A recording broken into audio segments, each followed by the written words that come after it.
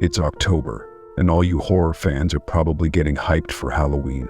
But let me tell you, Halloween isn't just about kids, candy, and costumes. Sometimes things take a dark turn, and a normal celebration can feel like something straight out of a horror movie. Today we are diving into 3 real Halloween night tragedies that actually happened. Story 1. Beaten to death.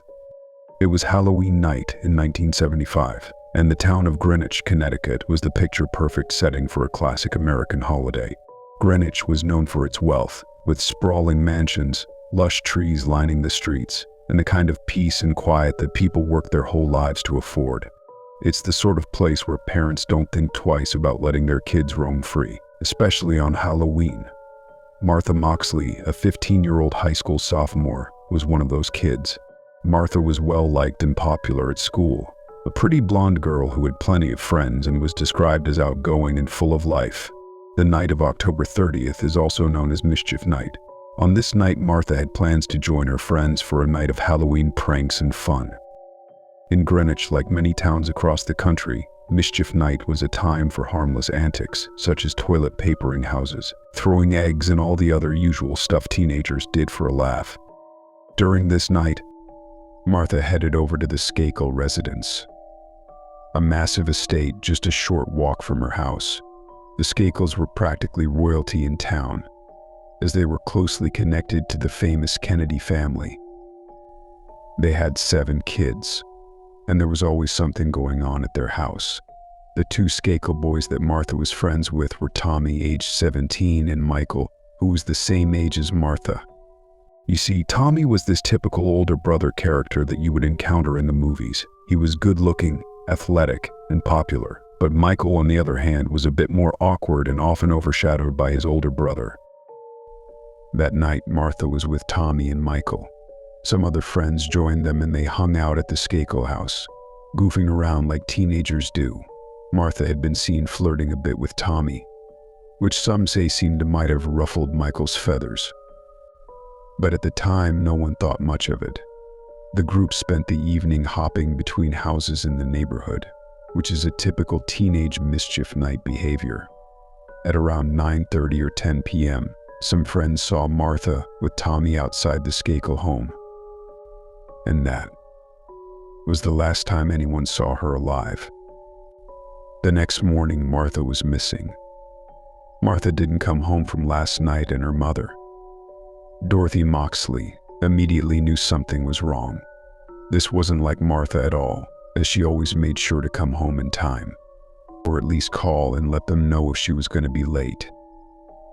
Dorothy immediately started calling around to see if anyone had seen her daughter.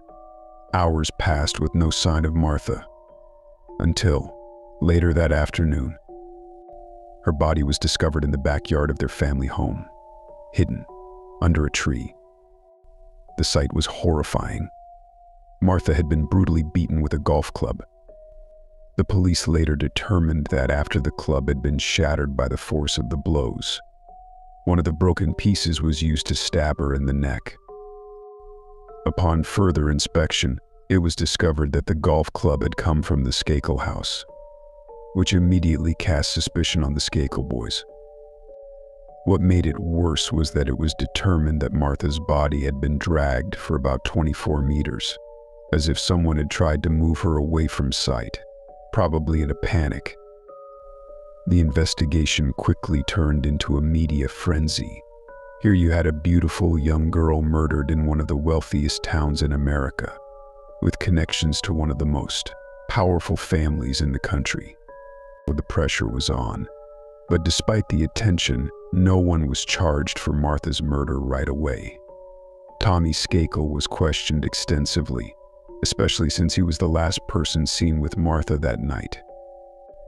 He told police that after she left his house, he stayed outside to work on a school project.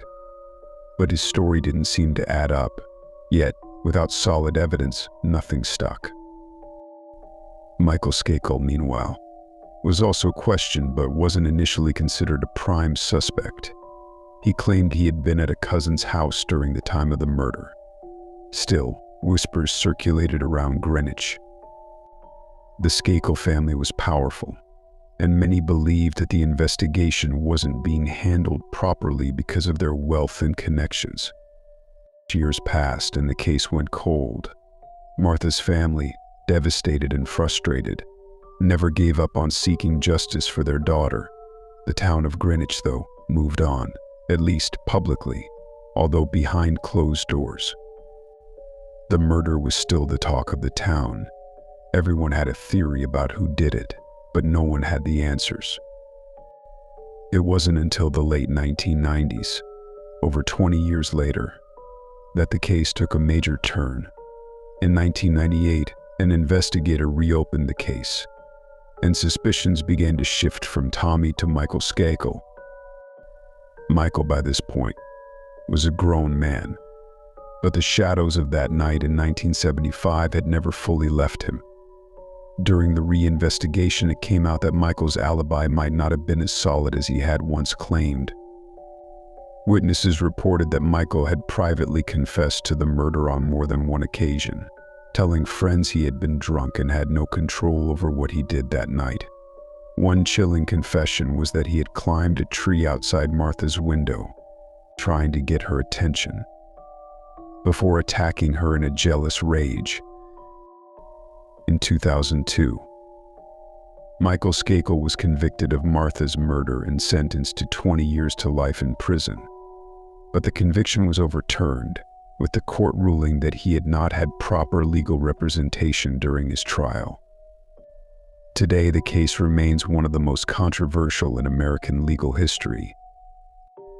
Even with Michael's conviction, many people still wonder what really happened that Halloween night in 1975.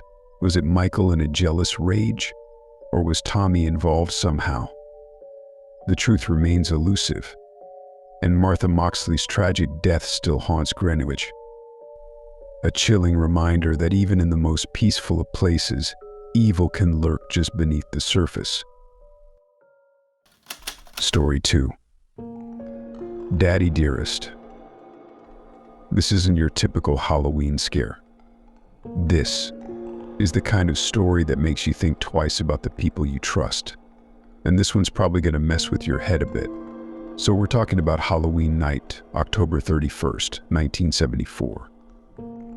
We're down in a quiet suburb of Texas, Deer Park. You know, one of those typical neighborhoods where kids are out in costumes, parents are handing out candy, and everyone's just having a good time. But not for long. We start with a guy named Ronald Clark O'Brien. To the outside world, Ronald was just your average, everyday dad, right? He worked as an optician, was a father of 2, seemed pretty normal. But here's where things get really dark. So it's Halloween night, and Ronald decides to take his 2 kids, Timothy, who's 8 years old, and Elizabeth, his little sister, out trick-or-treating. They're excited, as kids are, bouncing from house to house, collecting all their candy. It's your usual wholesome scene. Nothing seems out of the ordinary. But then, they hit this one house. This particular house was a little different. The lights were off, but Ronald insisted they knock anyway. Nobody answers, of course, so they turn to leave. But suddenly Ronald's like, wait, I got something. And he goes around the house and comes back with these giant pixie sticks. He then hands them out to his kids and a couple of other neighborhood kids who were with them that night. Now, here's the thing. Nobody thinks much of it at the time. It's candy. It's Halloween. What could possibly go wrong, right? Let's fast forward a bit, and the family heads back home. Timothy, like most 8-year-olds, is super hyped to dig into his candy. So he asks his dad if he can have something before bed. And of course, Ronald gives him the pixie sticks. Timothy tries to eat it, but right away he says it tastes weird, super bitter, not like candy should taste at all. Ronald gives him some Kool-Aid to wash it down, you know, like a typical dad trying to soothe his kid. But within minutes, Timothy starts screaming. His stomach is in agony, he's throwing up uncontrollably. His little body is shaking, convulsing. It's bad, really bad. They rush him to the hospital, but by the time they get there, it's too late. Timothy dies, just an hour after eating that candy. And here's where things take an even darker turn. The autopsy revealed that the pixie sticks was laced with cyanide. Not just a little bit either, enough to kill several adults, let alone a small child. Naturally, the entire town goes into a panic. Everyone's thinking, is this some psychopath targeting kids on Halloween? Is there more tainted candy out there? But what nobody saw coming was that it wasn't some stranger. It wasn't the result of random Halloween madness either. It was Ronald himself. Timothy's own father had poisoned his candy. Turns out Ronald had taken out a life insurance policy on both of his kids. He was drowning in debt, and this was his sick, twisted plan to get out of it. Can you imagine? He was willing to sacrifice his own children for money. And not just Timothy. He'd given that poisoned pixie sticks to his daughter, Elizabeth, and a few other neighborhood kids too, thankfully. None of the others ate it, or we could have been looking at even more tragic deaths. When the police dug deeper, Ronald's story started to fall apart. They found out he'd been asking around about cyanide for months before Halloween. He was caught red-handed. Eventually, he was arrested, charged, and in 1984, he was executed by lethal injection. But to this day, he's known as the man who killed Halloween. A story like this, it just stays with you. Halloween might seem like a fun, innocent holiday, but sometimes things aren't always what they seem. And it makes you wonder, how well do you really know the people closest to you? Story 3. Hanging out. So imagine this.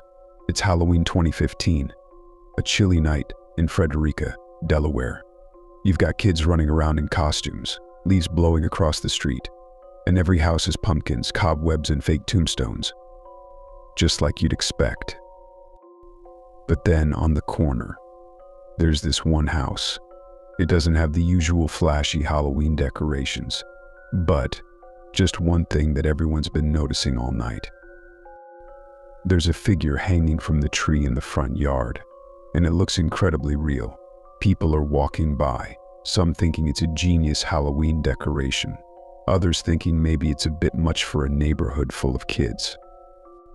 Still, no one questions it. It's Halloween, right? Weird stuff happens.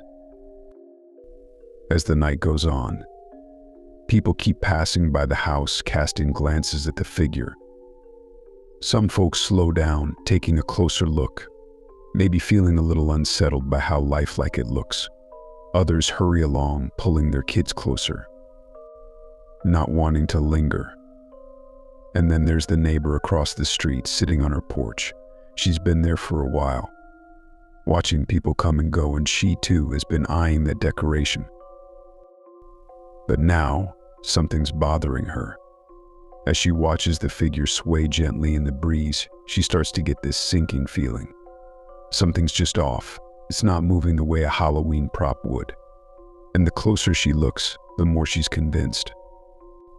It looks familiar.